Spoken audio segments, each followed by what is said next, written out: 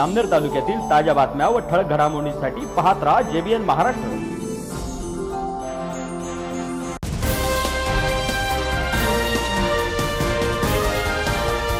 काल नगरपालिकांचे निकाल लागले, काय प्रतिक्रिया?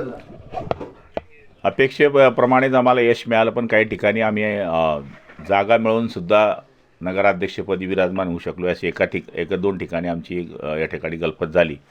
आम्हाला अपेक्षा होती की आमचे 7 ते 8 नगराध्यक्ष होतील, पण 6 नगराध्यक्ष आमचे आले। आणि मला तरी असं वाटतं की महाराष्ट्रामध्ये जे जिल्ह्यांकडे आपण नजर मारली तर जळगाव जिल्ह्यामध्ये सगळ्यात जास्त नगराध्यक्ष शिवसेनेचे आलेले आहेत। दुसरीकडे धरणगावमध्ये मात्र तुम्हाला मोठा धक्का बसल्याचं पाहायला मिळत आहे।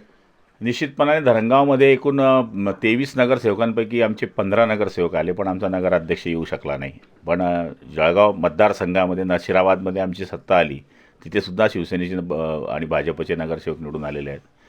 आणि दोघीकडे नजर टाकली तर शिवसेनेचे जवळपास 20 नगरसेवक दोघं नगरपालिकांमध्ये निवडून आलेले आहेत।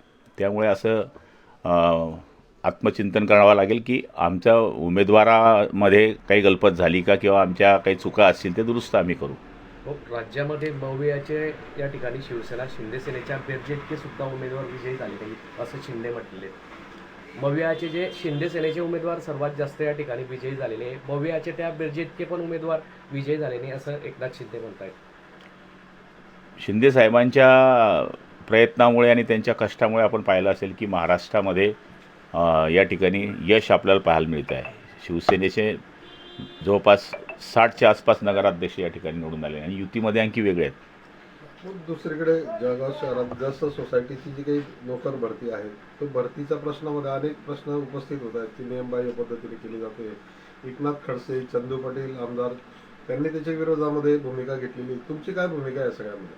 नाही, आता त्या भरती करणं हा त्यांच्या बॉयलाजमधला विषय आहे। त्यांनी काय कशी भरती करावी आणि तर तक्रार असेल तर तशी तक्रार कधी, कारण मागच्या काळात एकनाथ खडसे साहेबांनी अशीच तक्रार केली होती, तरी भरती कोर्टामध्ये गेल्यानंतर ती मान्य केली गेली होती। 1909 सालचा हा बॉयलाज आहे। त्या बॉयलाजप्रमाणे ते म्हणतात की आम्ही भरती करतोय, तो त्यांचा विषय। आता आपण काय बघणार? आपलेच आमदार विरोधात गेले मात्र या भरतीच्या। हे बघा, माझा आणि त्यांचा विषय वेगळा आहे ना। याच्यात त्यांना वाटत असेल तर ते इथे काही पक्षाचा विषय नाही आहे, हे प्रत्येकाचा वेगळा वेगळा विषय आहे। नाशिकमध्ये चांगलं यश मिळालेलं आहे शिवसेना शिंदे, नाशिकला मिळालं आहे, जळगावला मिळालं आहे। आज आपण पाहिलं ठिकाणी 5 नगराध्यक्ष आपले आहेत, आपण कसं बघताय त्यामध्ये? कुठे? नाशिकमध्ये 5 आले, इथे शिवसेनेचे 6 आले। आमची थोड्याकरता गेली, समजून घ्या, पण गेली, जी गेली ती गेली। पण आमची पार्टनरशिपमध्ये पण आलेले आहेत। आज आपण बघत असाल तर नशिराबाद आमच्या पार्टनरशिपमधले आलेले, म्हणजे जर सगळीकडे आपण धरणगाव शहरामध्ये 15 नगरसेवक येऊन आमचे 4 नगरसेवक फक्त 50 मताच्या अंतराने पडलेले, काही एक सीट तर 6 मतांनी पडली, एक 20ने, एक 40ने, एक 79ने अशा सीट पडल्यात। त्यामुळे नगराध्यक्ष कदा क्रॉस वोटिंग झालेलं सरळ दिसतंय।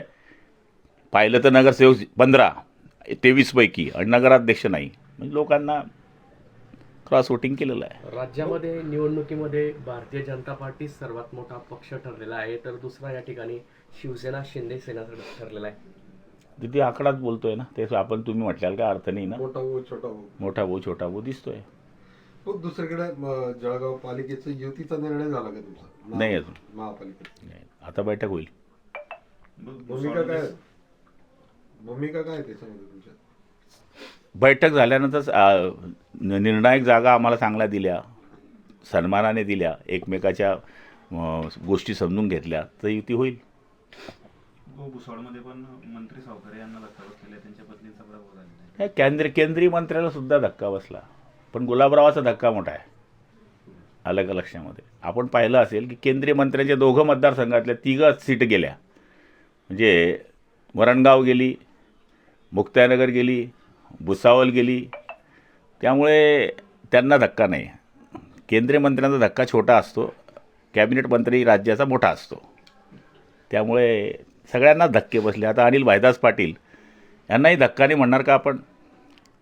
गुलाबरावाचा धक्का मोठा आहे।